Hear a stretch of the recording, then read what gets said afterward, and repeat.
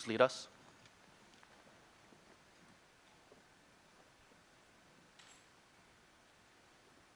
I pledge allegiance to the flag of the United States of America and to the republic for which it stands, one nation, under God, indivisible, with liberty and justice for all. Thank you very much, Bob.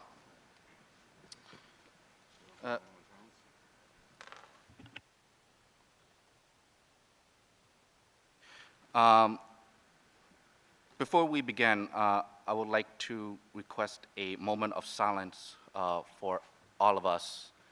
9 years ago today, heaven welcomed 26 angels from Sandy Hook Elementary School at Newtown, Connecticut.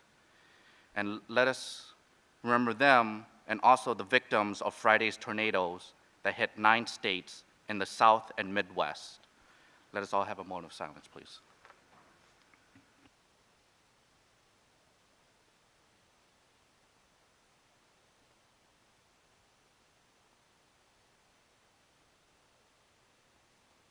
Thank you very much. Before we move on to our agenda, I just want to make a short statement. On behalf of the entire Board of Education, it is an honor and a privilege to be elected by the people of the city of Norwich. Thank you very much for entrusting us to be the champions and leaders of Norwich Public Schools.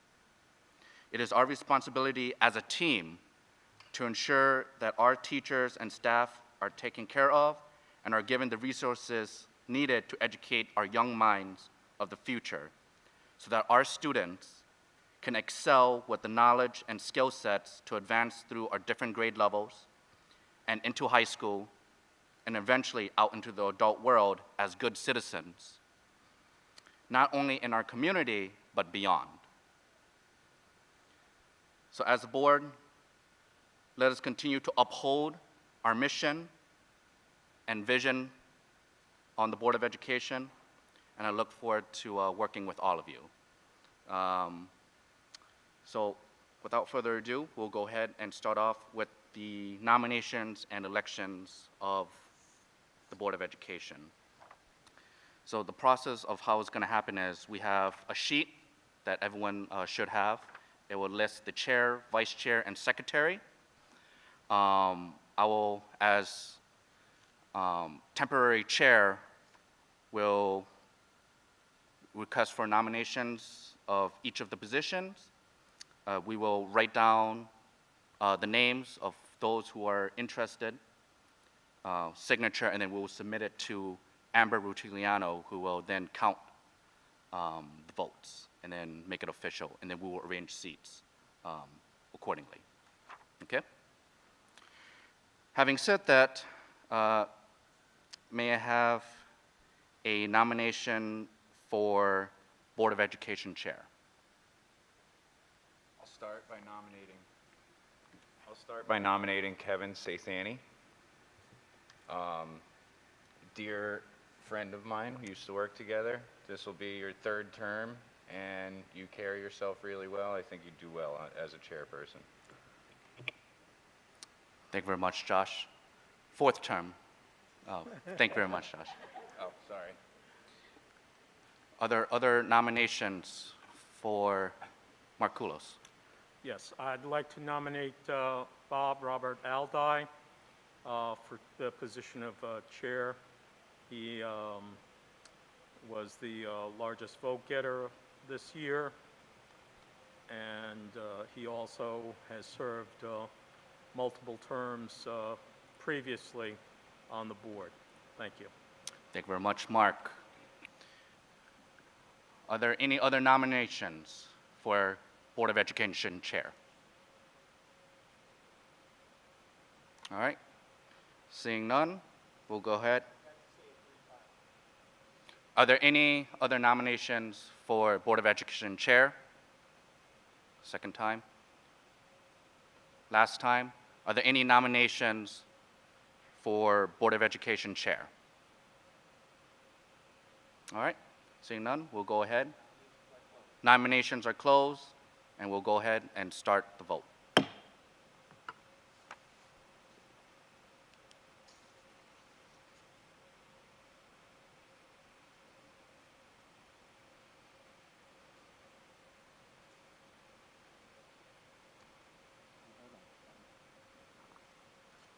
Here, Bob.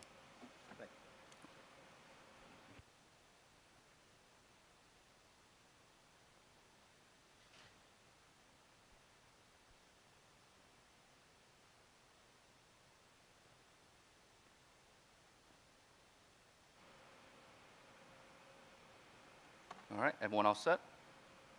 Okay, all right. Now we're gonna move on down to nominations for vice chair. Is there a nomination for Board of Education vice chair? Bob? It's my indeed great honor to place the name of Mark Henry Kulos into the position of vice chair. Thank you very much. Are there any other nominations to the Board of Education vice chair? I don't know if that heard. Al Daniels? Okay. Thank you, Heather. So we have Mark Kulos and Al Daniels, who have been nominated as vice chairman to the board. Are there any other nominations as vice chair to the Board of Education? Christine? No, sorry, change my mind. All right, last call. Are there any nominations for vice chair? All right, seeing none, I will close the nominations. Al Daniels and Mark Kulos are the nominees.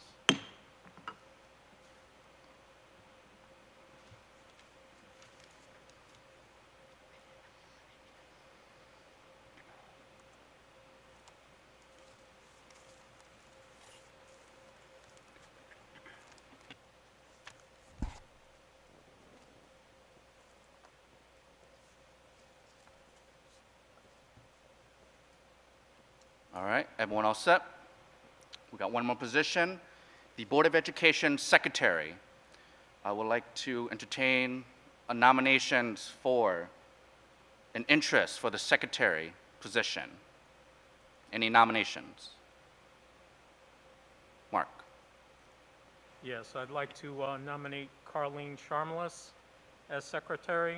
She's done a wonderful job the past 2 years as secretary, and we would be most pleased and happy to see her as secretary for another 2 years. Thank you very much, Mark. Are there any other nominations for Board of Education Secretary? Okay, last call. Are there any nominations for Board of Education Secretary? Seeing none, the nominations for Secretary is closed. We'll write down the names.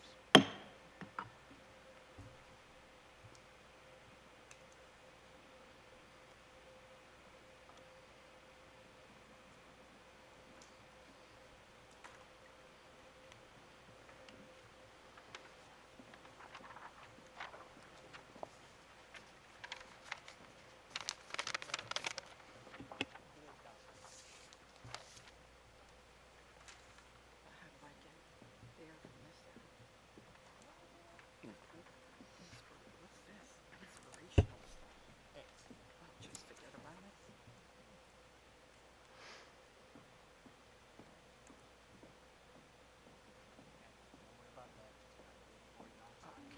All right.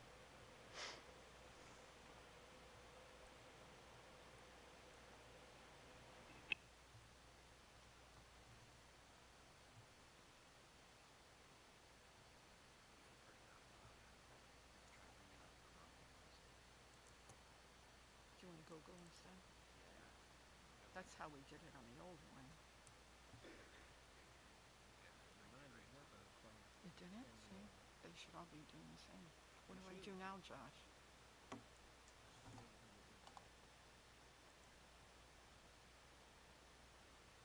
Oh, this, But you know, you gotta log in. I did. Oh, log in over again? Yeah, you gotta log in. Otherwise, you won't get any confidential things.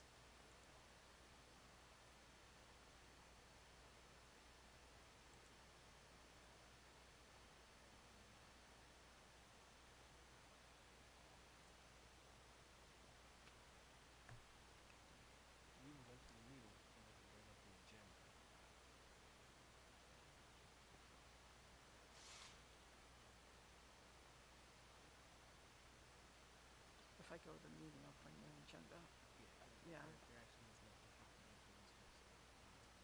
yeah, we're not going into, Executive session. right.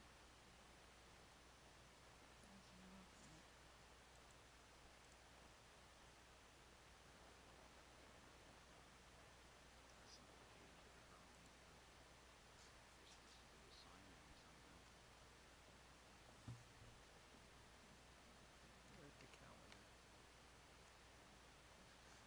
There. Which is the calendars. Okay, everyone, we have the results. The results are in.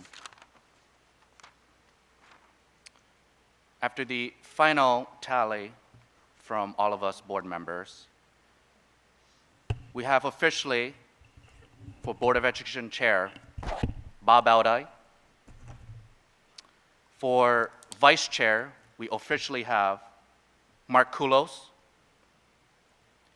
And lastly, we officially have our Secretary on the Board of Education, Carleen Shamlas. Congratulations to all three of you on your newly elected positions on the Norwich Board of Education.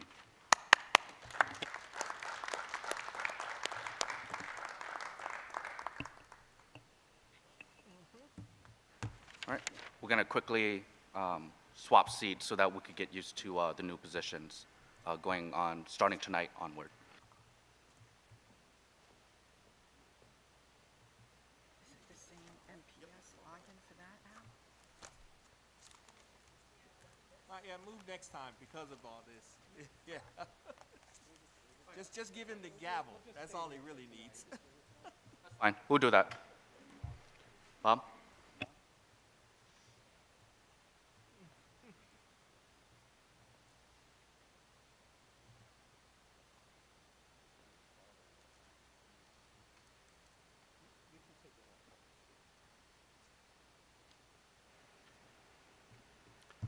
Thank you, everybody.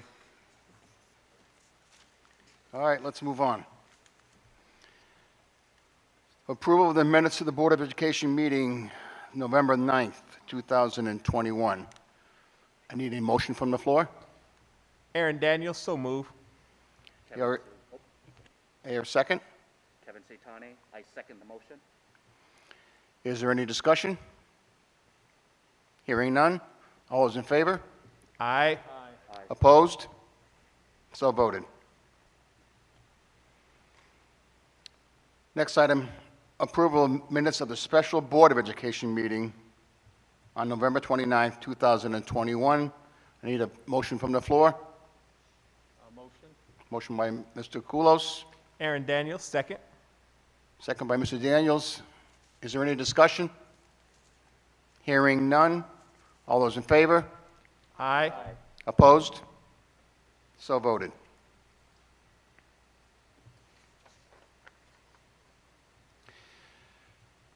Next item of business is public comment. We have President Pro Tem Joe DeLucia for public comment. Before Mr. DeLucia, before you approach, the board welcomes public comment as it represents an opportunity for members of the public to express their views to the board on matters within the board's authority. On behalf of the board, I wish to remind those offering comments that, consistent with our bylaws, we ask that speakers limit their comments to 3 minutes, and there is a maximum of 30 minutes for each subject matter. All speakers must maintain appropriate standards of decorum. No boisterous or inappropriate conduct is permitted. We expect comments to be respectful and civil in tone, and we do not permit name-calling, raised voices, or vulgarity. All comments must be directed to the board and not to any individual board member or individual member of the administration. As noted, public comment is your opportunity to convey your views to the board, but it is not, and I repeat, not, a question and answer session. The board and the administration will not be responding to questions or engaging with dialogue during the public comment. The board and the administration will determine whether, when, and how to address questions that arise during the public comment period. And when you come to the microphone, please state your name and address for the record. Thank you. Pro Tem DeLucia.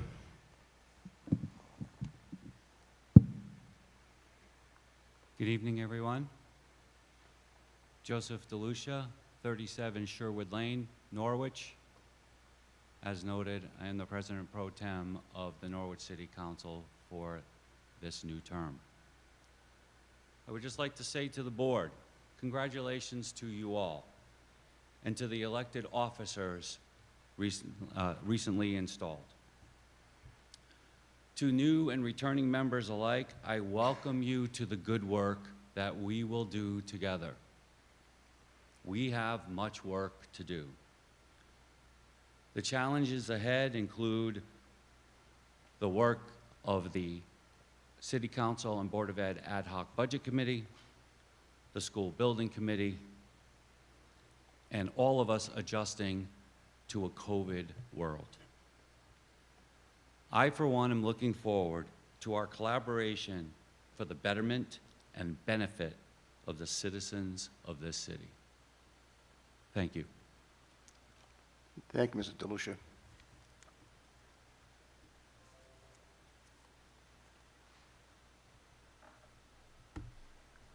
Are there any other people for public comment? I don't have anybody signed up.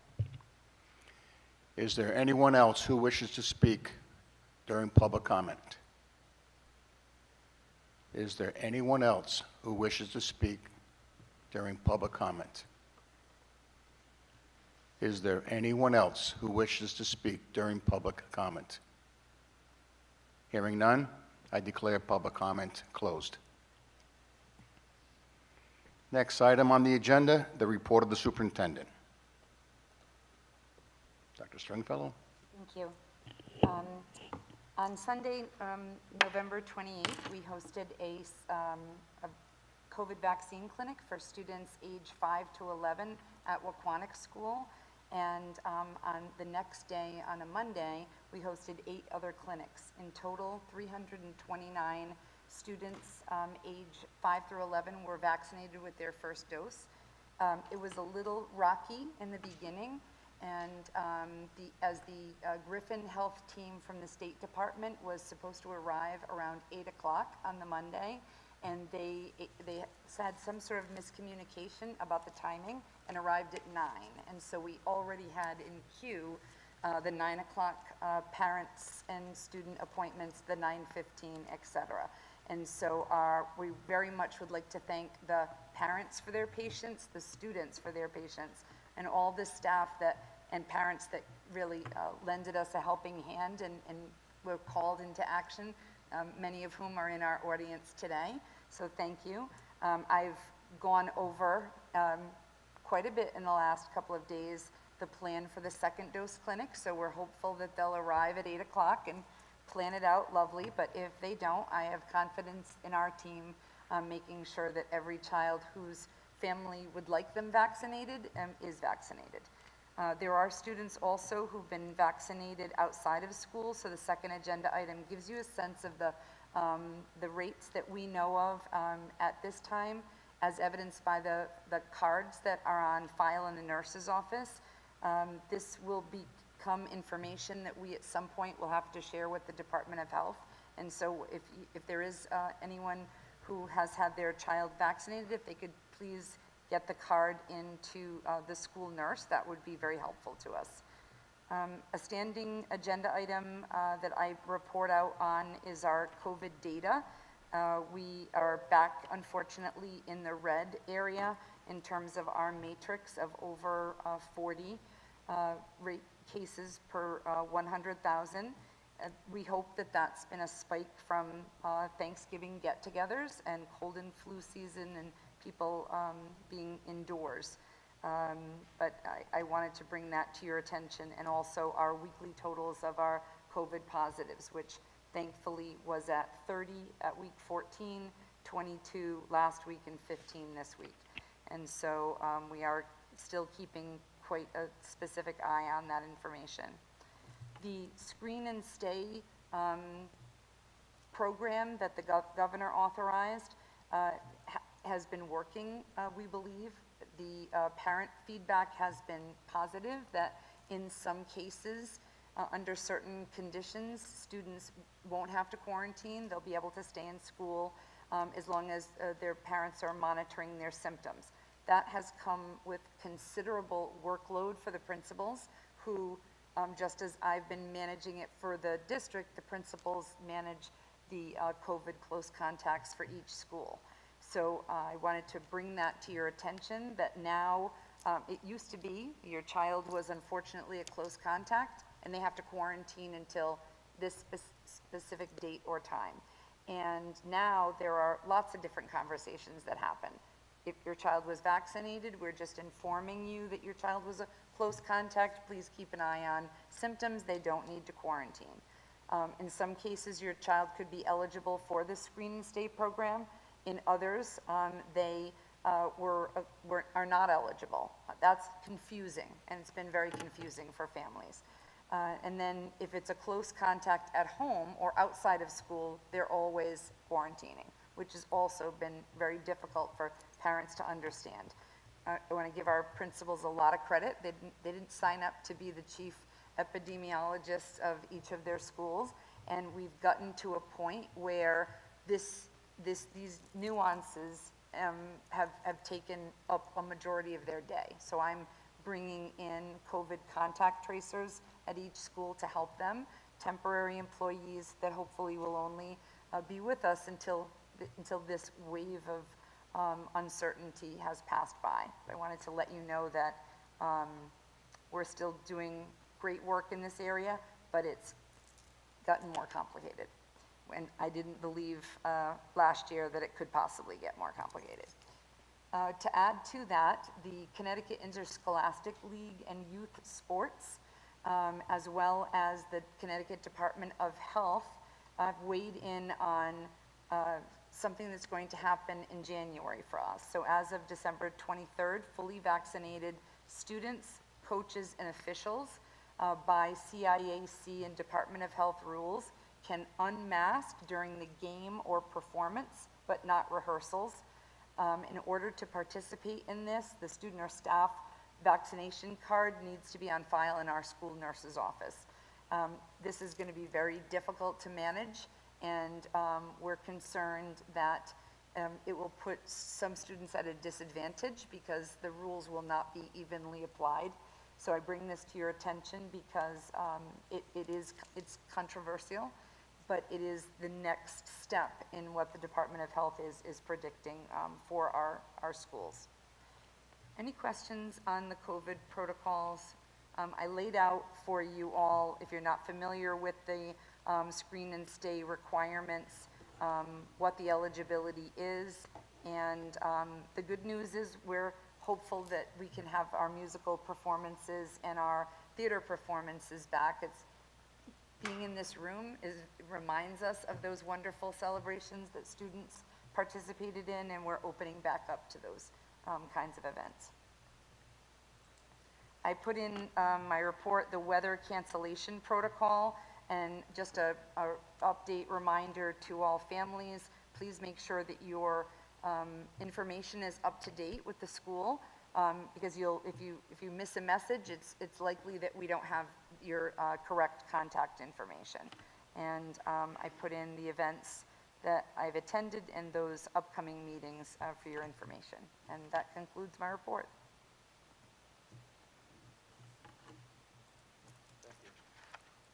Were you going to do the recognition awards? Oh, that wasn't in the top. Yes, sorry, that's the most important part of my report. Question. Sure. For the weather cancellation protocol, I know that you'd shared that during the coffee hour with some of the parents who were in attendance, and then you're sharing it with us here today. I'm wondering if you also sent out any other communications around that for other people who may not be watching today, Yes. or may have We not had certainly, to that's on my list to do. We had put it on the website previously, but we can certainly send it out to folks. So we recognized several staff members this month.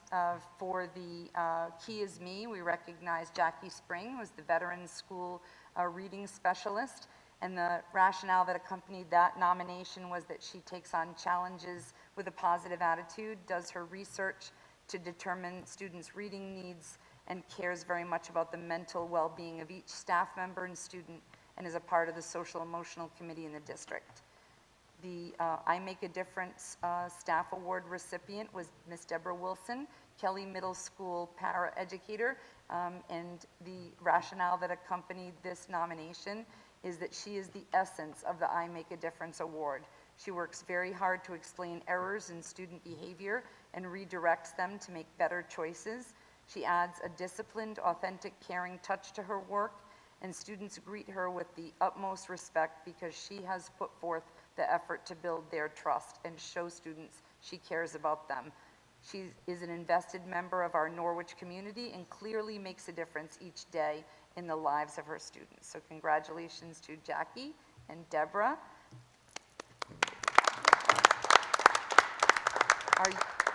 Our You Inspire Me Student Award recipient for December was Xavier Burgess, a second grade student at Mahan, and his teacher, one of his teachers, Dawn Davis, read the award to him and said when Xavier was recently faced with a personal challenge, he faced it with humor and an admirable level of maturity for a second grader. When he was approached with assistance the following day, he responded with kindness, generosity, and a positive attitude that inspired this teacher immensely. She wanted Xavier to know that he is a terrific kid with a big heart. So congratulations, Xavier. And Xavier was thrilled to death with his You Inspire Me pin that we were able to honor him with. And then we did not have a chance to honor the November recipients before the board meeting, and so we were able to do that this month.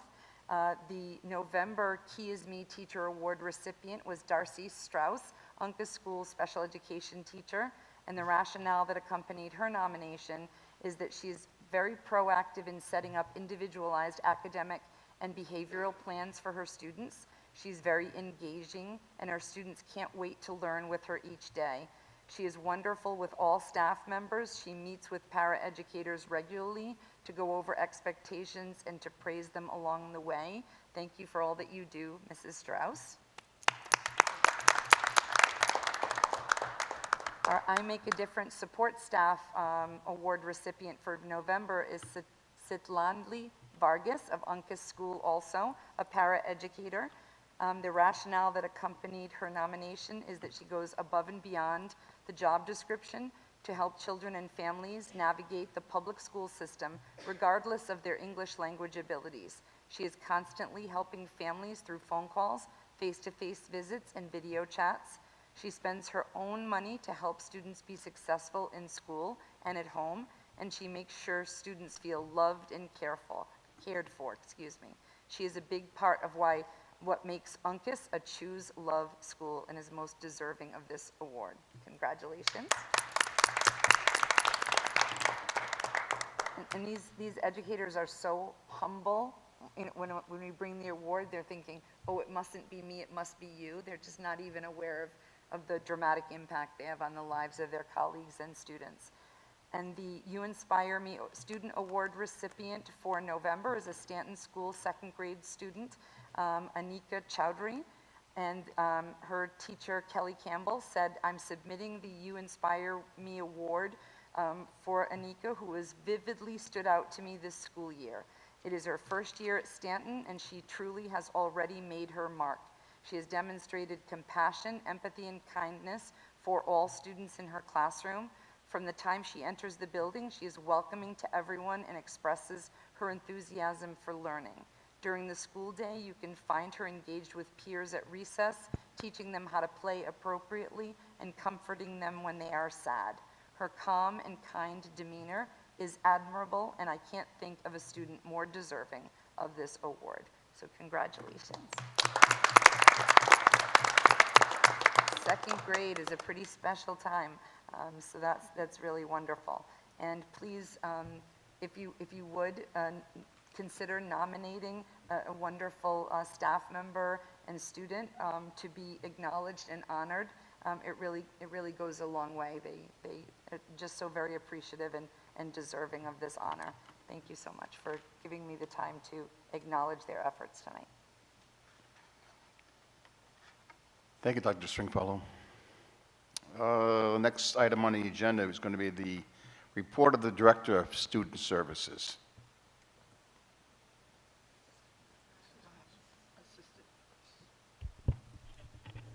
Am I going to go before Tamara? You skipped over one. It's okay, I don't mind going. It's listed that way in our agenda. Okay. I'm sorry, report of the Assistant Superintendent. Good evening. I'll Yeah. start with the attendance. As you know, attendance is one of our focuses for this year. And the current percentage district-wide right now in terms of chronic absenteeism is at 15.77%, which is a decrease of 1.34% from this time last year. Our schools are doing wonderful things in their schools to increase attendance. So they are having incentives and school-wide contests. I believe at Moriarty, the kids were all excited about sliming the assistant principal, Mr. Turbis. And then we're also, through the LEAP grant, our family engagement and attendance coordinators, as well as some of our staff, are facilitating home visits and working with our families. And so listed in the chart, in that section, you'll see at least the number of visits that occurred for each month in partnership with our families. I just want to also add an announcement just regards to, as it is started, it's getting cold now, so as the winter season begins, we are continuing to gather resources for families. So if you could please contact the family engagement coordinator at your child's school administrative office, that would be helpful for donations and any additional information with regards to donations. I've included, again, just the discipline, just so that you could see the average incidences that we started to talk about this year, and there was a request by ethnicity, so that is included there as well for your review. And I did include some of the school events that are also happening, that happened last month, such as the Literacy Night at Waquanic, and the PTO had Trivia Night at Global. Moriarty had their holiday stroll, and we have Uncas, Stanton, and Waquanic who are participating in the United States Pen Pal program to build relationships across the country through understanding diverse perspectives through writing. Additionally, as you know, we always submit grants, so listed there before you are some of the grants that were approved, submitted and approved, such as the FRC grant, the bilingual grant, the adult education PEP grant, and the 21st century learning grants. With regards to academics, we have through the ESSER funds coaches in our school supporting instruction, and so of the 30 teachers across the district that are receiving embedded professional development at this point in time, about 80% of them are actually formalized coaching, where they're going through a process with goal setting and new learning, impact, reviewing the impact and the change in teachers' practice, as well as the impact in student learning outcomes. In addition to that, about the other 20% is mini coaching and informal coaching requests by teachers. So there are teachers who are electing to say, hey, come into my classroom, and I have something that I would need help and support on, and so they're taking the initiative to seek feedback and help and support in various areas. We've also started, we also were able to have our math and reading specialists who are providing intervention, Tier 2 and Tier 3 supports with our students who are on the cusp and for meeting grade level standards. So they are working diligently with those students. It was wonderful. Been wonderful to see them in the classroom and working with those group of students, as well as students who are going through the SRBI process for a more tiered, like Tier 3 supports as well. And then the last thing I just want to leave you with before opening up to questions that you may have is that through Language Line, we're able, families who need translation because they speak a language other than English, they can call into Language Line. And so in the document, there is a link there for you so that they could have access to that. At the last superintendent coffee chat, we shared this information as well. And our family attendance and our family engagement and attendance coordinators also have this information as well.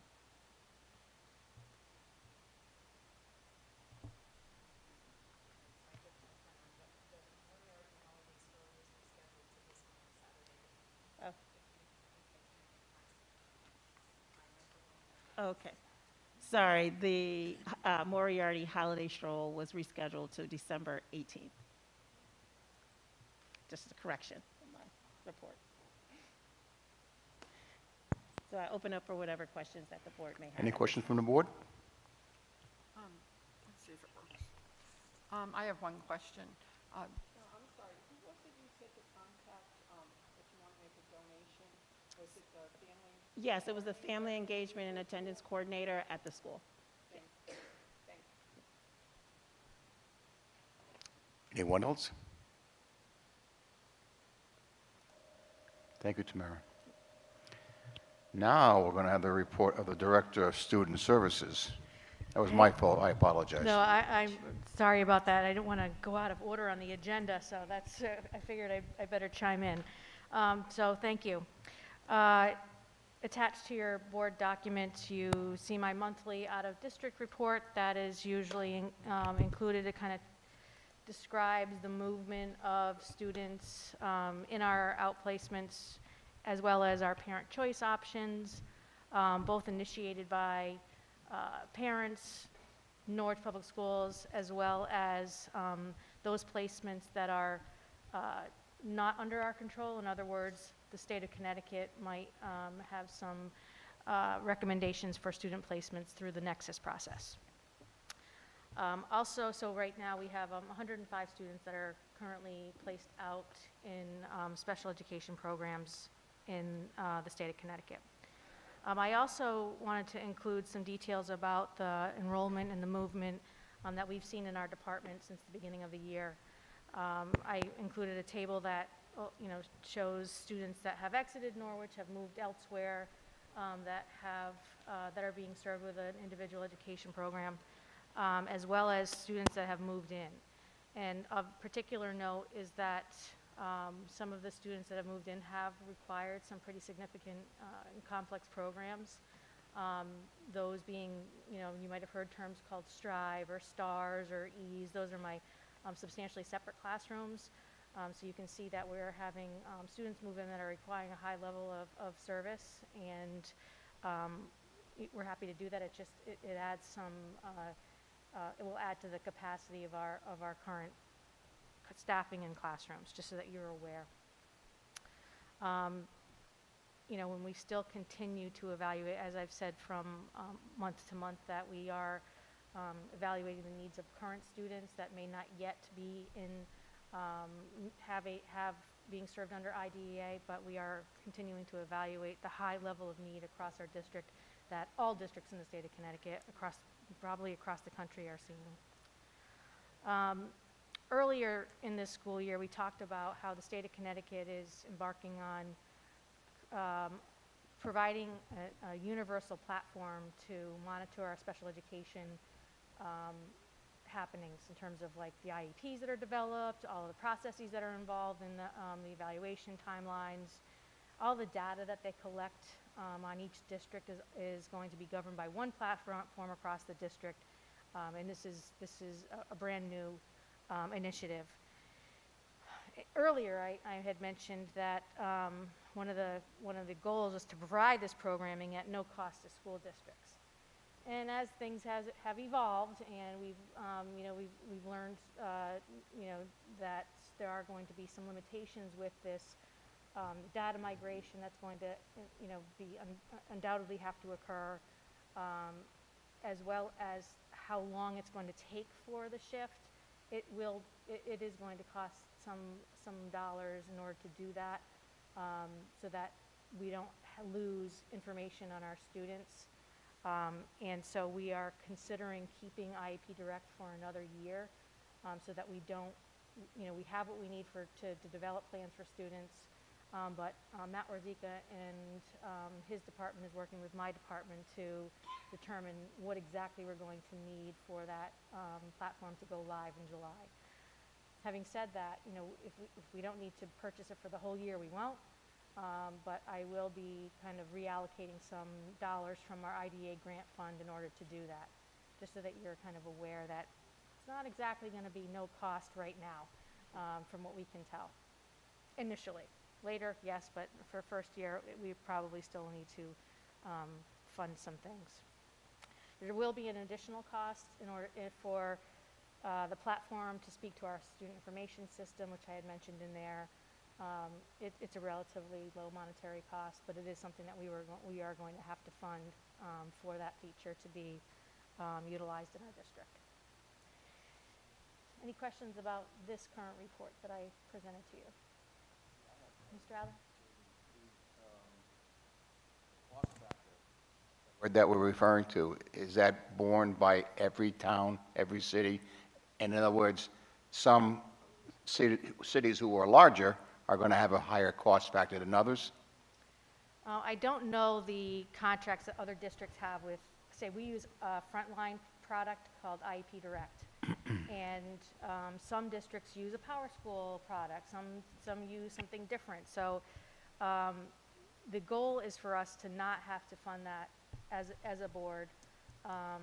But in terms of our decision-making in keeping this platform for some time, it's really because we don't want to lose information, and we don't want our staff to have to create new spreadsheets and create new templates.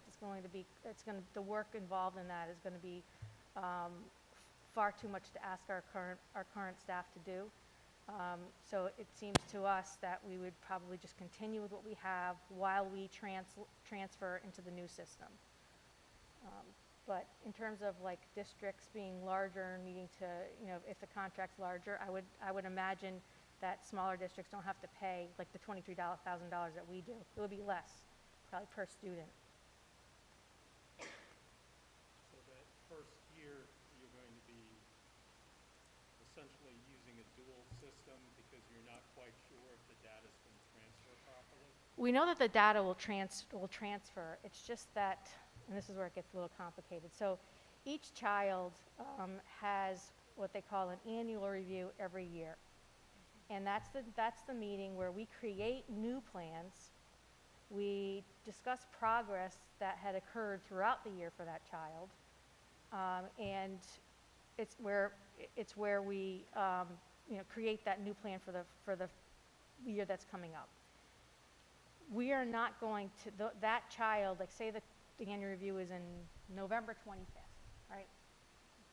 They're not going to have a program developed in the new system until November 25th. So the old one still has to we still have to have availability to it. We still have to have access to the information, including being able to report on the progress from that older IEP. That's what we call those programs. So it's going to be different for every child. So we'll have some that are due in September, some that are due in October, and throughout the year. So it's going to take one full year in order to kind of switch over completely. Now the idea was to take all the data that we have in our current system, download it, and then send it off to the new system. But we have processes that we have to abide by that may not be managed by just one simple data migration. And, forgive me if it, if it's have a lot of, that has a lot of details, but that's really what we've learned over the last month. So yes, the idea is for us to not, the state will fund this platform, but it's going to take a while for it to be fully vetted out so that we can use it across the board for all students. So you'll be able to send information, but the problem is trying to retrieve it on our end as needed until everything is loaded during that first year. Is that correct? Yeah, that's correct, and as well as, we still have to respond to the progress that students make on an older IEP. Like it's not going to stop June 30th. Those programs are in effect for the next school year. So, I'll have continued updates on this because, as the more meetings I have, the more I learn, and things change, and the state is still dealing with the contract part of the platform, and we just got this information about how it's going to cost a few $1,000s to have the two systems talk. Like that wasn't, that hadn't been provided previously. So in the end, it's going to, it will save us some money, but for the first year, it's going to take some additional support with IEP Direct. And just one other thing for our newer board members, if there's any, this realm of student services and special education can get complicated, but if you have any questions or want any information, please let Dr. Stringfellow know, and she'd be sure to let me know, and I can respond to any questions you have, even if it's to, learn about the ins and outs of my department. Thank you. Thank you. Well, next will be the report of the business administrator. Good evening. It's a pleasure to be here this evening. For the benefit of the new members and to recap what the business manager's report entails, I'm just going to briefly describe the different areas. Of course, we talk about finances and the budget, and that's one of the major portions. But we also report on technology, information technology, or the computer-wide systems we have. I do athletics, we do food services, we do facilities, and transportation and safety. In your board packet on a monthly basis, you will always find a written narrative for those reports, and as we develop them and refine them, you'll find parameters or measures that we might use monthly to look at. So like in food services, we might review the number of meals served and so on and so forth. I won't report to you on every item within each of those categories because I'd be here all night, and I don't want to do that, and you don't want to hear me talk that long. I will focus on major items. For instance, during the previous meetings, we talked about the Stanton Boiler project. That was a major project, and the Stanton paving project. So for tonight, the two areas that I'm going to spend a little more time on beside the narrative are technology and the athletics update. In technology, Matt Wazika, our director, myself, we're going to work with the city IT department and the city purchasing department to work on installing a new district-wide phone system. That'll be a major undertaking. It'll be expensive, probably in the $500,000 to $600,000 range. It will be funded through the ESSER grants. Right now, Matt has put together the technical aspects of that. Any questions you'd have related to that, I'd direct to Matt, because they're beyond my capabilities. So we will meet with the city. They've gone through an RFP and have installed a new phone system to make sure that this is an appropriate system, and we'll learn from their process that they went through. We also have a program that we need to take advantage of on an annual basis. It's called the E-rate program. It's the Universal Service Fund. It's a federal program that funding began several years ago, and its intent is to make telecommunications and information services more affordable for schools and libraries. It's a nationwide program. The reimbursement rate ranges from 20% to 90% depending on a town's level of poverty. Norwich gets an 85%. We need to take advantage of that. I don't know anyone who has an 85% return on investment. So if spend $100,000, it costs the district 15.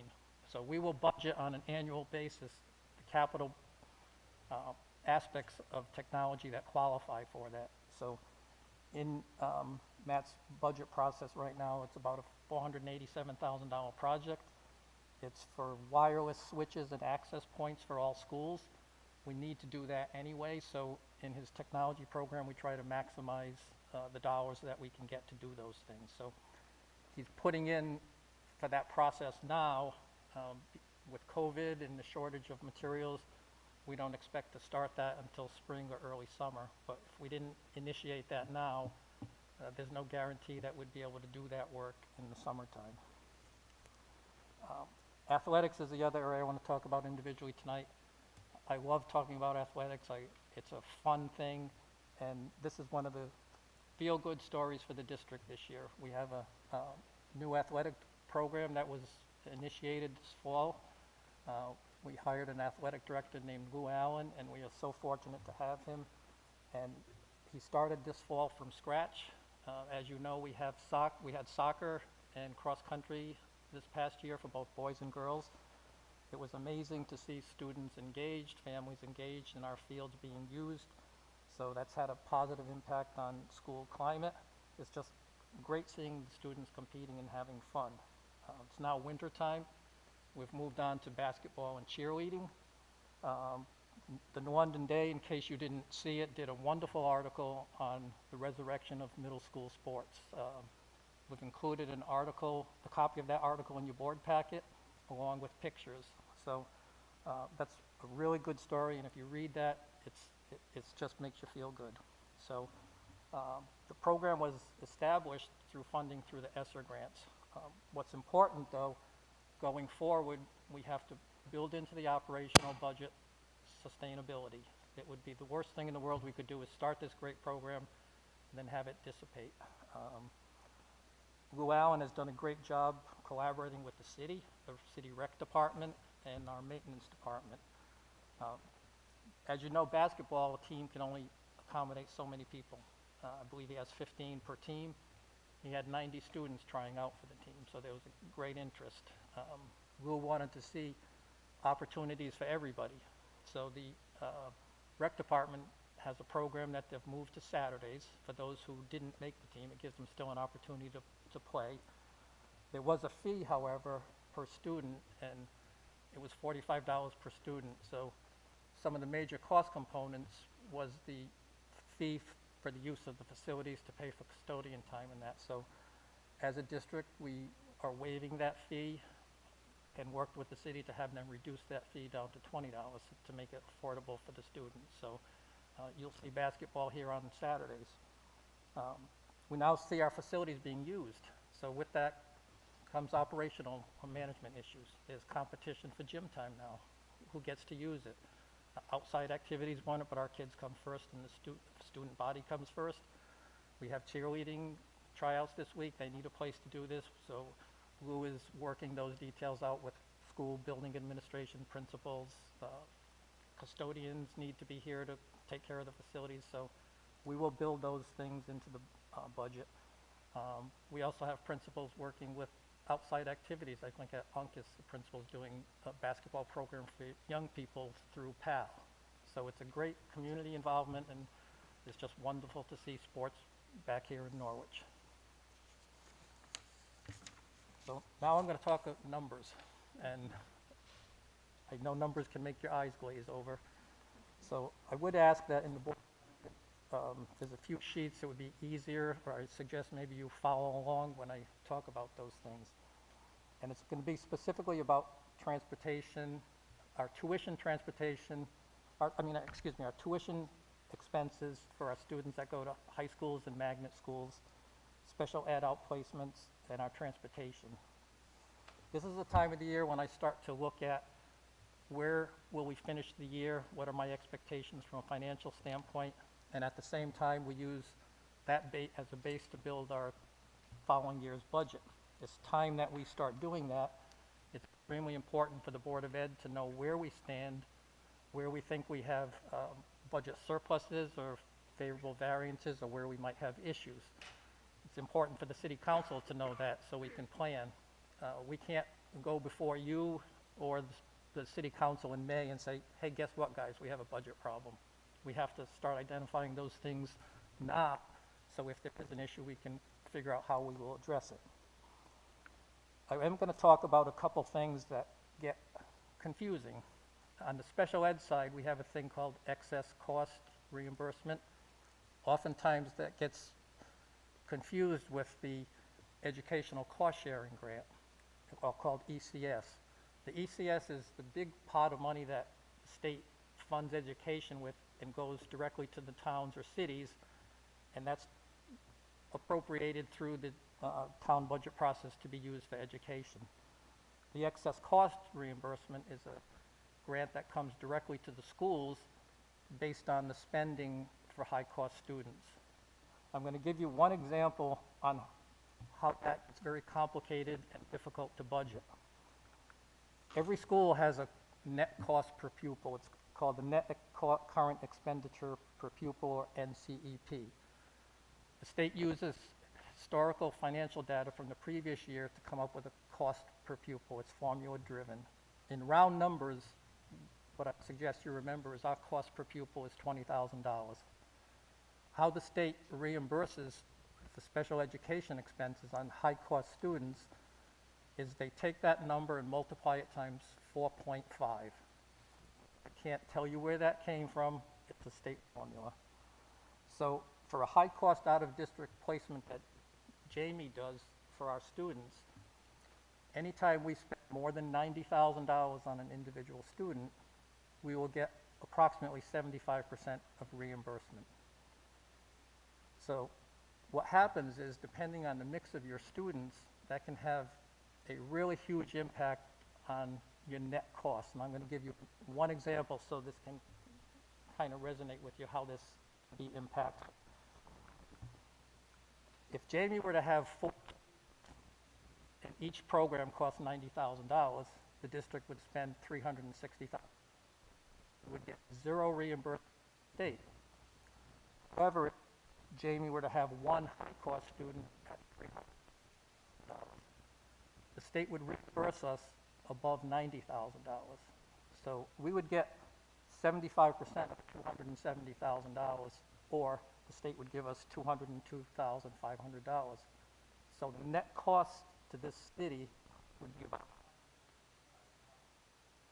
That just illustrates how your final cost can be impacted greatly while you spend the same amount of money just based on who you're spending it on. So when we're going through the budget process, and keep in mind we're doing this now for next year, Jamie has a job that I wouldn't.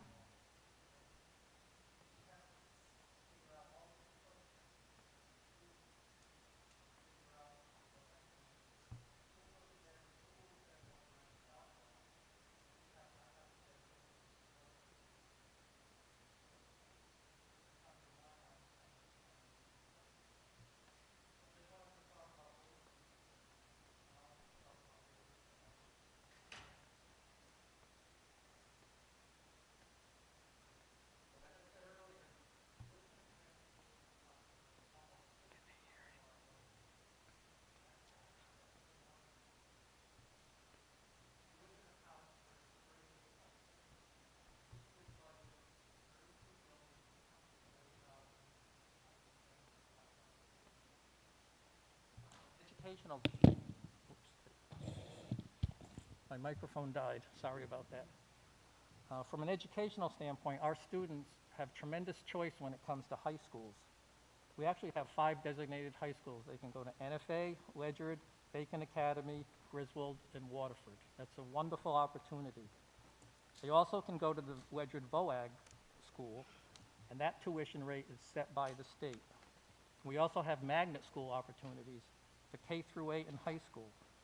There's 13 different schools, magnet schools, that our students go to. Some of them go through Learn, EastCon, CREC, or New London. Then we have our special education tuitions, and then NFA has several special ed and specialty programs that our students go to. And then we have the excess cost reimbursement grant, which I already talked about. The good thing from a financial standpoint, right now at this point in time, I'm expecting between all of those tuitions, we would be about $1.2 million under budget. So that's a much better story than sitting before you telling you we have $1 million problem. I would caution you, however, that that's still an estimate at this point, and when I get in behind the numbers, a big portion of that, I'm like 99% certain will happen. The part that is subject to fluctuation is about $9 million, and that's the special ed side. Transportation, that's about 10% of our operating budget, or just under $8.5 million. It encompasses regular education, special education, and our ESY program. We also transport to the magnet schools and to the tech schools. Our large contract is with First Student. It's approximately $8 million per year with First Student.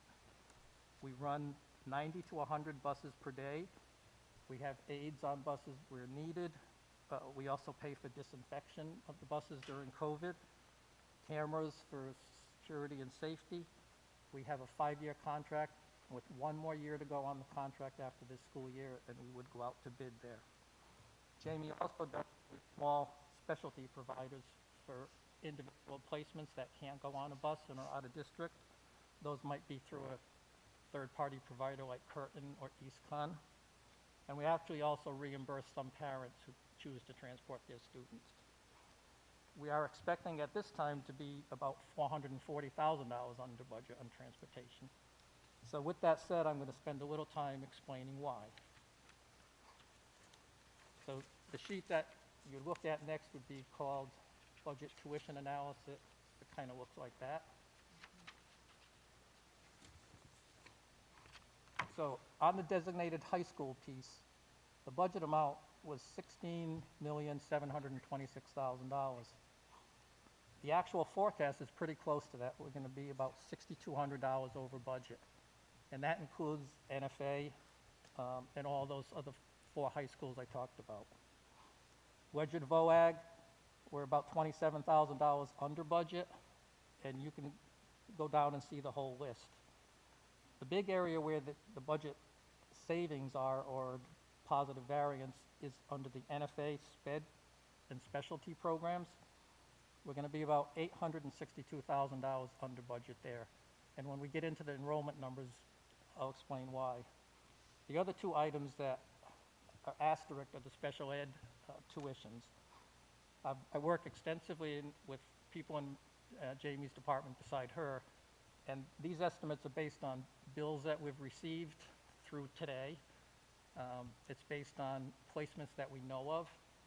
It's subject to change, though, because students come and go. So allowing right now, I'm expecting on the special ed side to be about $200,000 favorable, but I would caution that's the piece that is subject to change. The numbers up above that, which are about $24 million, that would be the designated high school, Ledyard, magnet schools, and Ledyard SPED tuitions and NFA SPED. We already have the bills. So we know the enrollment numbers. That's revisited by the schools in February, so there might be some adjustments to that. But that piece is pretty solid. The other piece on the special ed side could go up or down. So in the end, if things were to hold true, it would be $1.2 million to the good. So if you went to the next page, you'd see the breakdown by school. And that just gives you an indication of where the dollars are by actual school. You can see on the designated high schools, I guess we missed the boat in forecasting Bacon Academy. We're $114,000 above expectations. For some reason, we had 32 students enrolled there. Budget was for 22. We had more 9th graders go there than anticipated. I don't know why. I don't know if it was people moved in or school choice, but Bacon Academy had a big increase. We also had budgeted 10 people at Waterford High. We only had 5. So when we're doing next year's budget, that's the difficult thing we have, is trying to identify how many 9th graders will go to these schools. And as you can see, we have 13 magnet schools. hard to predict what magnet school a student might choose to go to. And then same thing, Jamie has the same difficulties with special ed programs that are identified at Norwich. Norwich is segregated because they're our biggest outside tuition sending place we send students to. We have 16 million on the regular ed side and 6.6 million. We ended up being 862,000 under on NFA's side, and the big piece of that was in the TASTE program. We were anticipating, based on information we had, a large tuition increase.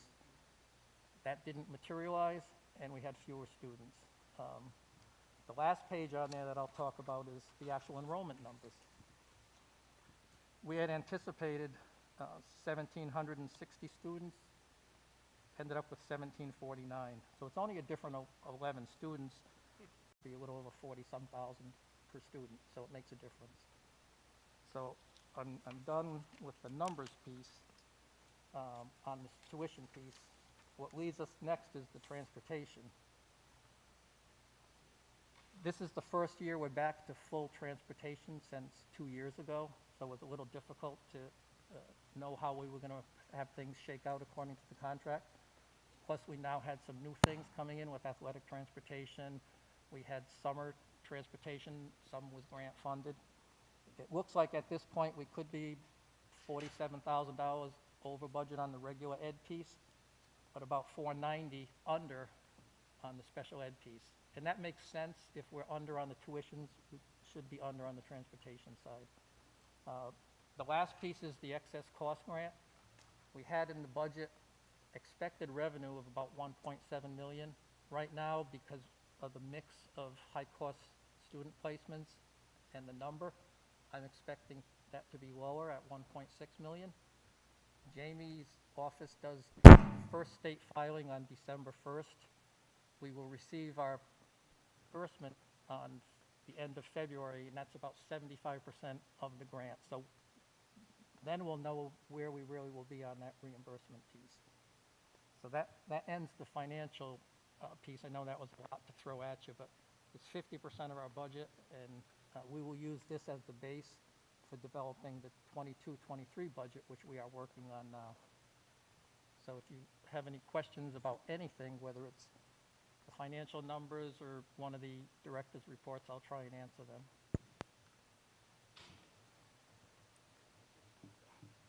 Questions from the board?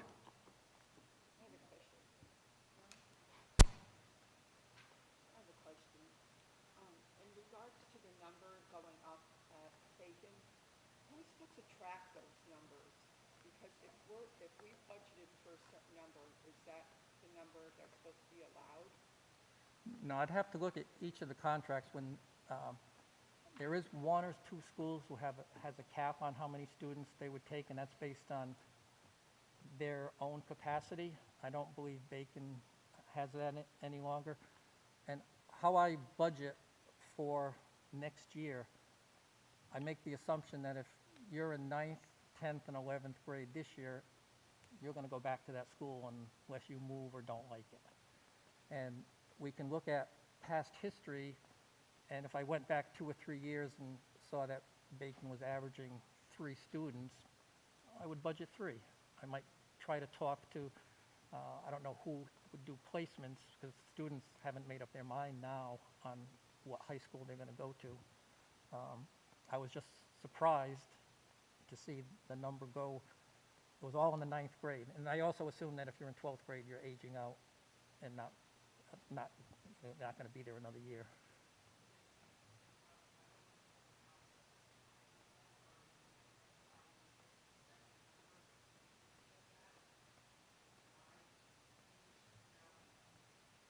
So with NFA, any student that wants to go to NFA can go to NFA.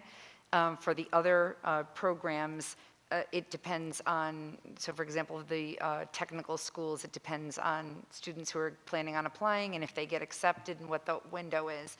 For the other public education high schools, when they originally came to you to ask for your approval for them to be one of our designated high schools, they came up with a number that they felt they could manage from us. And so there's not huge variability, but if you recall, my first year, students could decide which high school they wanted to go to right up until the first day of school.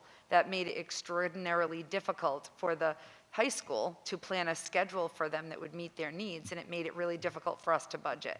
So my second year, we decided that there would be a June deadline, and everyone agreed to that. So we started asking the 8th grade counselors if they could meet with students earlier and make sure that families had enough information so they could make a good choice. It just advantages our kids to get into the enrollment process early so they have a more significant course selection. If you come in August, there's almost no course room left in a lot of the areas. We've built upon that, and now, before, our budget would be finalized well before students have to make their decision. And now we're inching towards a March 1st selection deadline, and we're hoping that folks will comply with that for the benefit of our budgeting, for the benefit of the high school's programming. And we're getting more realistic numbers that way, and kids are getting access to the courses that they prefer at the high school level. But it's change, and it's taking a bit of time. We're also asking folks to prove residency. And so that was not a process that we engaged in before. And the staff at the middle schools are really significantly helping with that effort. It's online. It's just a portal to upload documents into as a part of the registration process into the high schools. And the high schools have been really receptive of that because all other school districts do that, as far as I know. And so we're getting closer, but we last year didn't know about some of the students that were going to Bacon. But our NFA numbers being 11 off, I grin at that, because that was a debate for the couple of years, how many students, and they're our biggest provider. So we're really happy with the fidelity to the numbers at NFA. Yes, because I wasn't here when Colchester was negotiated, so I knew with Griswold we had that set number that they could provide openings for our kids. So that's why I was just a little taken aback when I saw that number. So if like next year we have 50, they get to go, as long as Colchester. Depends on what you agreed to originally. It's different for each one of the high schools. And they don't, 50's a lot. Right. And so they don't usually have a jump like that, but they budgeted for, usually if students stay for the whole of 9th grade, they remain till graduation.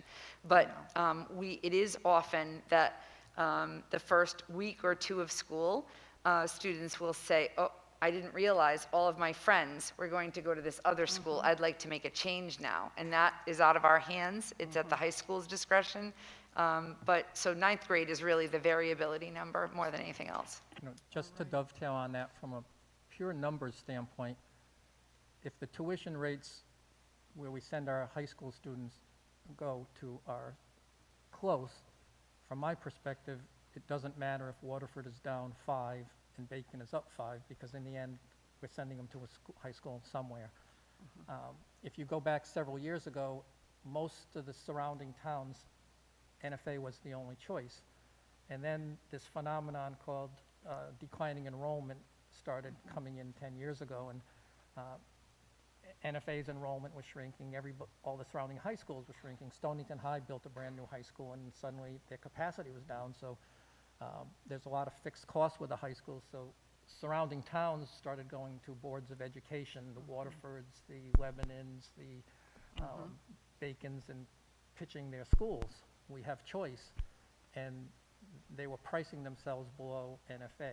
So NFA lost revenue, and these other towns gained revenue. And the end result was students within a community now had choice. Before, I mean, almost every town now has multiple high schools for those that don't have a high school, and it's a great thing for the kids, and it helps to keep tuitions in balance, because now you have multiple school districts competing for the same student population.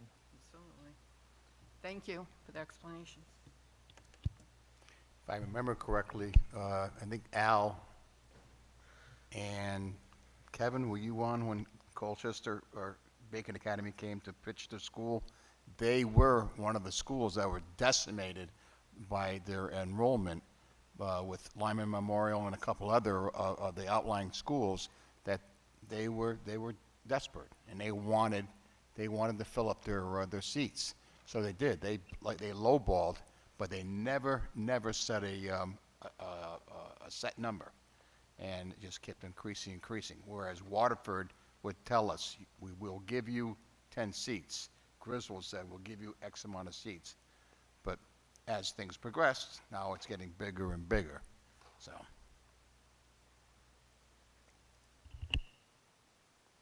A couple questions, Bob. On the transportation, does that include fuel cost? That's an excellent question. It does not. That's next on the forecasting and budget piece.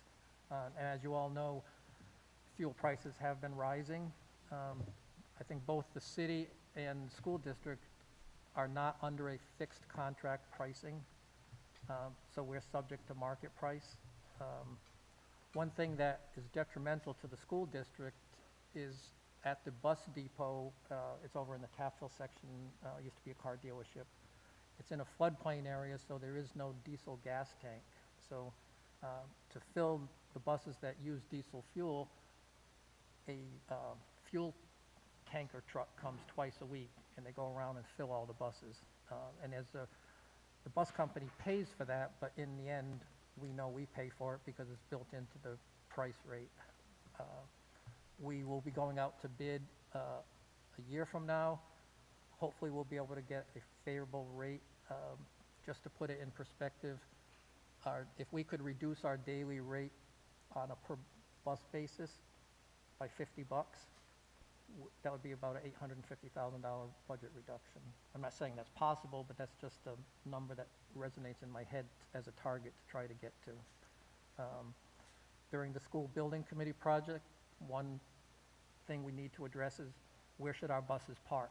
You know, should we build a parking lot somewhere with a fuel tank?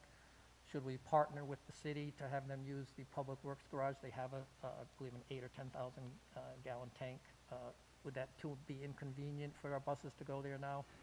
There's also been a move to some regular fuel as opposed to diesel. They go over to the city's garage and fill. Maybe would be, depending on the Build Back Better plan, would there be an initiative for electric buses or propane buses? So those are all avenues that will be explored from a cost of transporting our students, but by next meeting, obviously, we'll be looking at the budget forecast for fuel, where we're going to end up this year. So it's good that we're favorable in the tuition and transportation piece as far as the contract goes and tuitions, because that's 50% of our budget. I would expect us to be somewhat negative on the fuel side, so that's part of the balancing act. All right, and then my second question is in the E-rate program. Is that just hardware only, or does that apply to software also?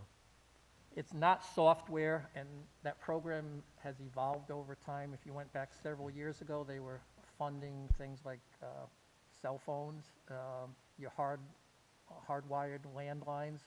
They've moved away from that, and the focus now has been on internet access, which is important for remote learning. It's your internal hardware for your switches and routers and all that technical stuff that is a little bit above my head.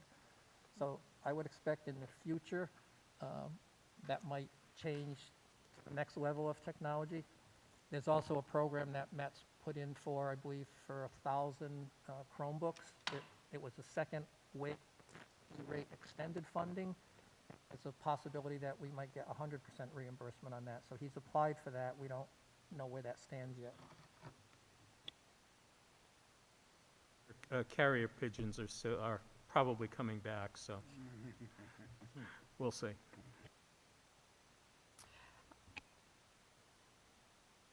I'd have one more question, please, Mr. Online.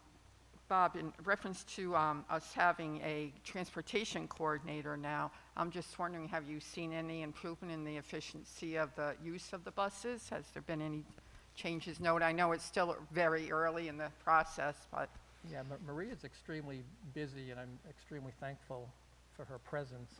She's, obviously, the bus behavior and student behavior is very important. She's constantly watching videos. She's in contact with the building and working with the building principals and administrators where there are issues. She's working diligently with the bus company's director to ensure bus safety. Bus report incidents are monitored, so that there has been an improvement. I think if you look at her report, she's indicated that it's gotten better this past month. So she's working on that diligently.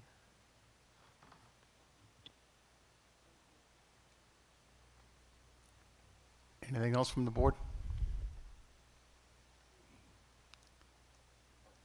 Go ahead, Mark. Yeah, I have one more question. The last month or so, there've been a couple of incidences, and just the other day, we had the evacuation, or today, I think it was, the evacuation of Moriarty for the gas smell. Is that something normal, or have they actually found something, or is it just venting problems that you might know of? I'll address that. I do go over anytime there's an incident like that. It happened a little bit after noontime. There's a ventilation exhaust duct outside the main office, and several staff members detected an odor coming out. I went, the facilities director went, NPU responds, the fire department comes, the building administrator, Kate O'Donnell, did a fantastic job evacuating the building, and it was investigation is done, obviously, with a gas leak. NPU has their gas meters, checking every intake and every valve and things like that. The smell was actually a motor that was overheating, and it was up on the second level. It wasn't burning up, but it was creating an odor that was being sucked down into the ventilation system. So I'd have to estimate the students were outside about half an hour, and they enjoyed being outside, I think. It was a welcome break, except for the students who had their lunch interrupted. So in that situation, the protocol is for the fire department to clear the building, and there was no gas leak at all whatsoever. It was the smell from a motor that had warmed up. That motor is now being replaced. So that was the extent of that.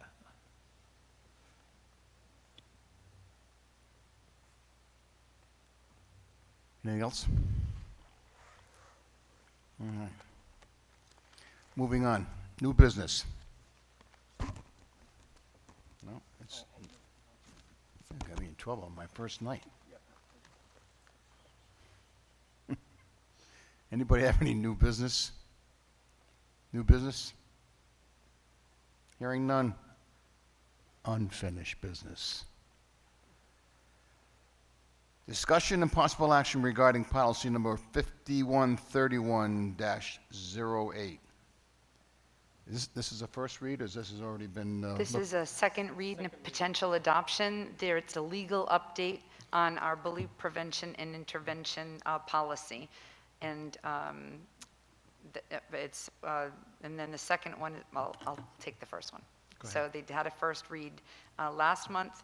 There are changes that are being suggested to you from legal that are more in alignment with state law, and we suggest that you consider adoption.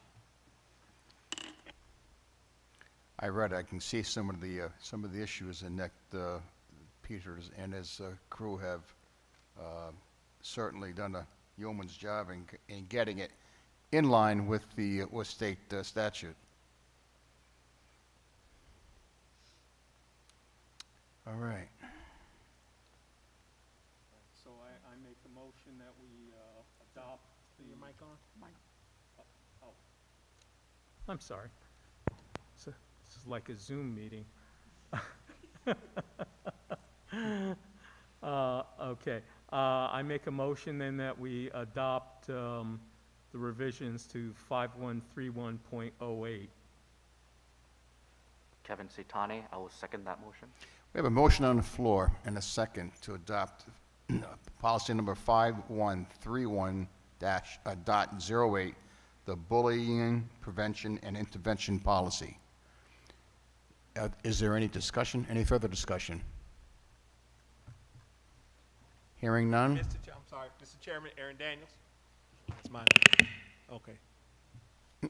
Hello? There it Hello. is. Being this is, though it is the second read, 4 of our members have not had a first read of it. Would it be appropriate to table this until the next meeting? I believe the docs went out prior to this meeting. Oh, I understand that, but they also go out before all meetings. It's still officially their first read, Oh, okay. is what I'm saying. Yeah, and if they have no questions about it, then, Oh. please speak up. If you have no questions about it and you've seen enough, we can go on. This was me being a nice guy. Don't expect that. No, you are. Well, we have a motion on the floor, and it has been a second. Now, in protocol, you had the person who made the motion can withdraw that motion. Well, no, what table does, it keeps it in line. It will happen. It just moves it to the period that I suggested, which is the next month's meeting. But again, this is the discussion point. If the 4 new members feel they've seen and read enough, then we don't have to table it. Thank you, Mr. Daniels. Any other questions, any other comments? Josh Chapman, Chairman. I did have a question just as to the state regulations that this would be following, and if this only pertains to the last couple paragraphs here at the bottom of page 3, or if that is with all of the edits.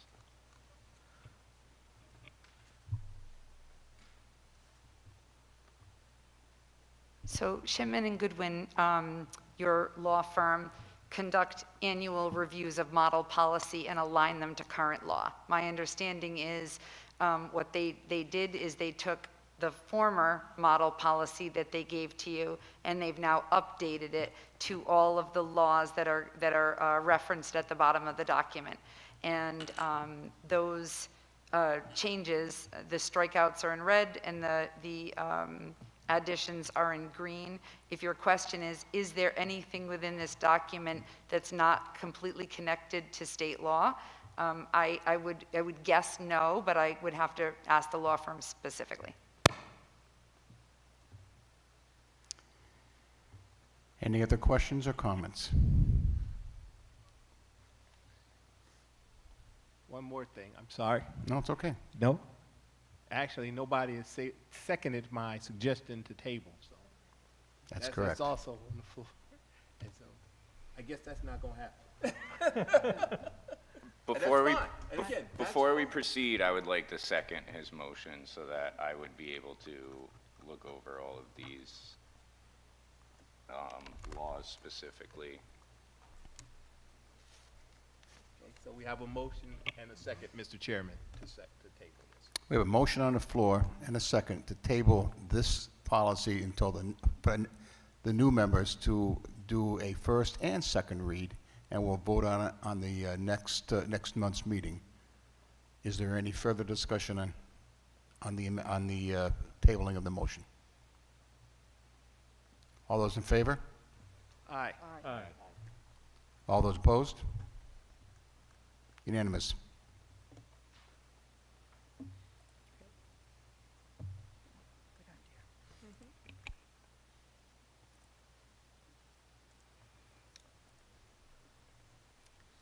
Moving on. Under unfinished business, policy number 5131.08.1. It's the Safe School Climate Plan. In keeping with the last policy, I think a motion is in order to table this as well until the next meeting, so everybody has a fair chance to read everything and get comfortable with it. I'll make the motion to table this for next meeting also. There's a motion on the floor. Do we have a second? Aaron Daniels, I second that motion. We have a motion on the floor, and we have a second. Is there any discussion? Hearing none. All those in favor? Aye. Aye. All those opposed? Unanimous.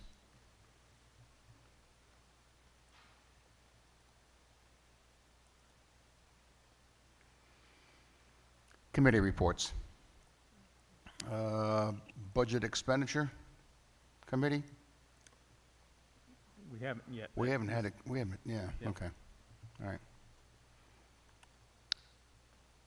City Council and Board of Education Ad Hoc Budget Committee. No meeting yet. Negotiating Committee. You can read the report, but just briefly, in November, we approved the teachers and administrators contracts and had a special meeting to approve the food service managers contract. So so 5 out of the 8 union contracts have been negotiated. We still have the paraeducators, the food service workers, and the administrative assistants contracts to negotiate. Once we complete the Board of Education committee assignments, all negotiations will recontinue and recommence. All right. Policy Committee, no meeting, correct? Correct. School Building Committee, no meeting. No, Excuse me, Christine DeStasio. We did have the presentation by the architect, DRA, in November. That was held here. And unfortunately, it was pretty poorly attended.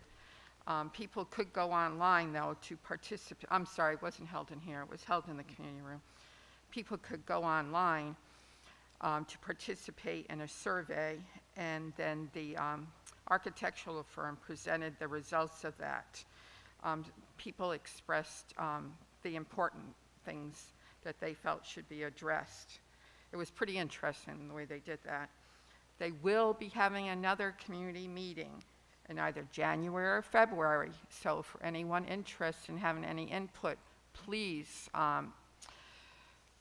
look for the date. It will be sent out on our school-wide system. And they have finished evaluating each building, and the playgrounds seem to be a big issue. But so far, and now they are finishing the assessment. They had to hire another enrollment company to assess our future enrollment. The other one had withdrawn. They're no longer doing that type of work. And that's about it. Thank you. Thank you, Mrs. Sasio. Integrated Day Charter School Liaison. Report? No, unfortunately, I was quite sick when they had their governing board meeting, and then I had been exposed, so I didn't participate. Okay. The NFA Liaison? That was Heather, okay. Okay. The Learn Liaison. Mr. Chairman, the report is in the is an attachment.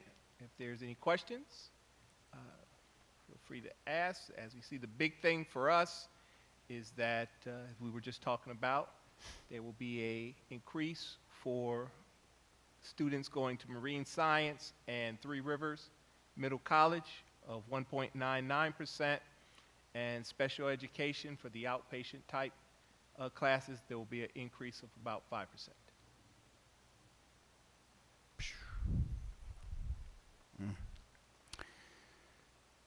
Thank you, Will.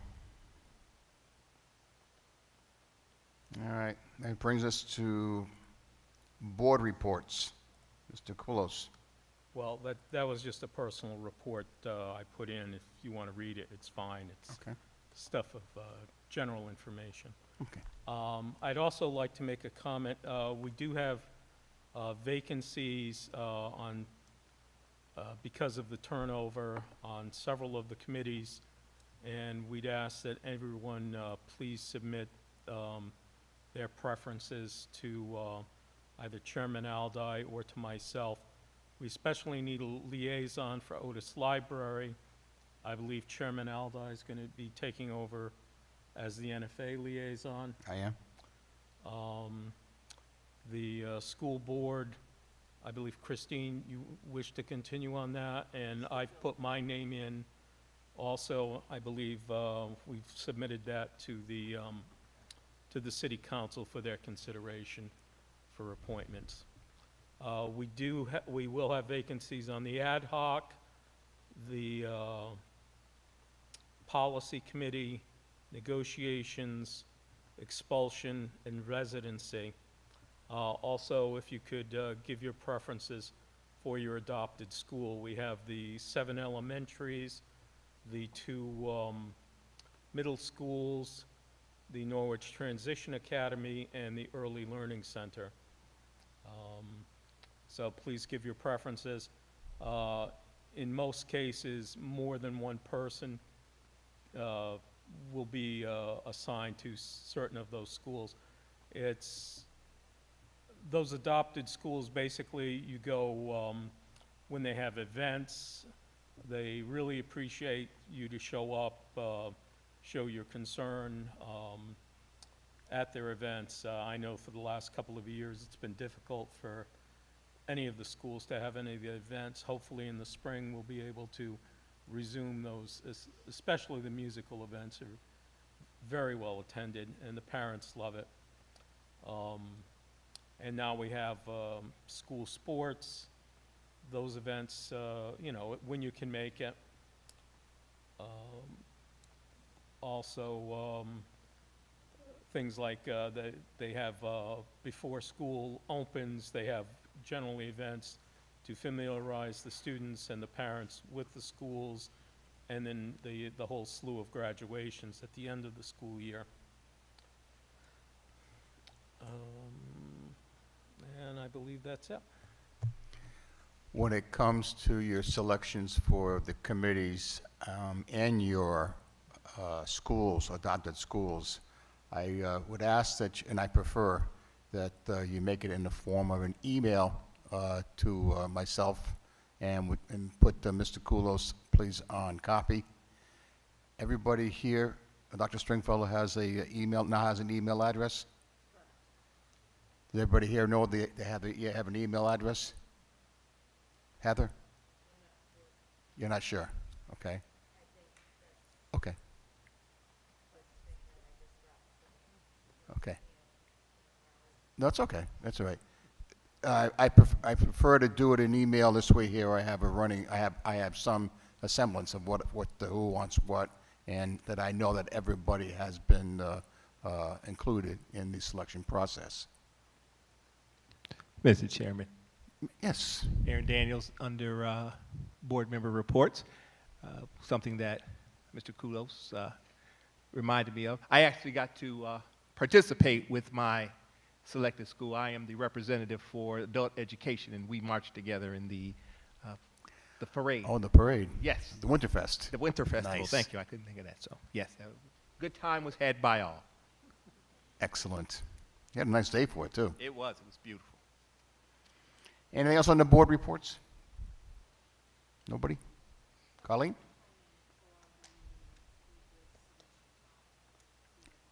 I would like to have it ready for the next meeting. I'm sorry? Yes, let's make it, yes. I mean, because the holidays are coming, so, you know, it's...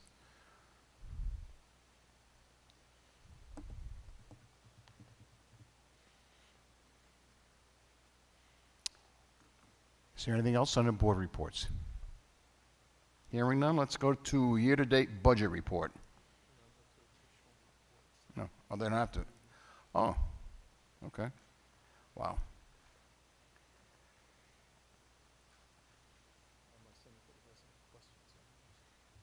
Well, reports of, the additional reports, the year-to-end, year-to-date budget report, the enrollment, and the personnel report are just out for, and the new members probably haven't had a chance to see them. I'm not sure if they have, but if you have, and you have any questions about them?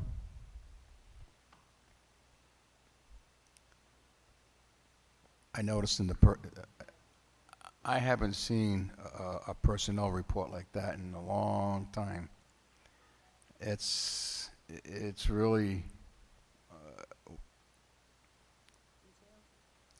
okay, we'll use that word, detailed. It's quite a wow factor.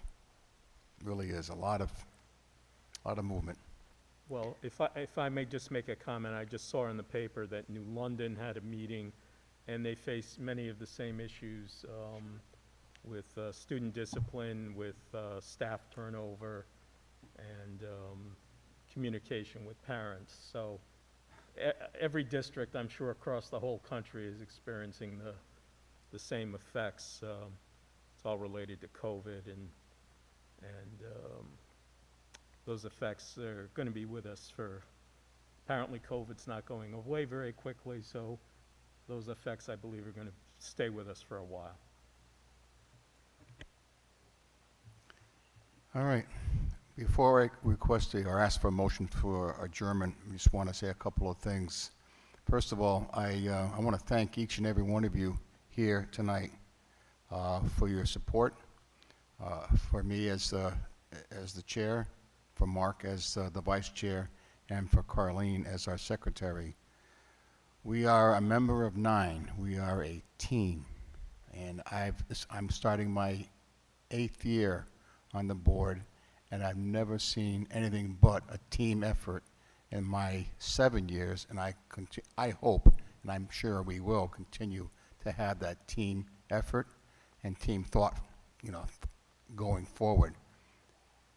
It's about our children, not about anything else but our children, and that's the key factor. They are the future of everybody, and it's the future of our city, the future of our state going forward, and without them, we're not going to have anything. We come together as one, we're going to go together as one. If you have any issues, come to us directly, and we'll see if we can get it resolved. One thing I'll remind you of, you're going to start getting peppered probably by the media. And like Dr. Stringfellow mentioned in our orientation, the Board of Education is one unit, but there's only one spokesperson, and it's the chair. So I get to go under the fire. I get to go under the hot lights.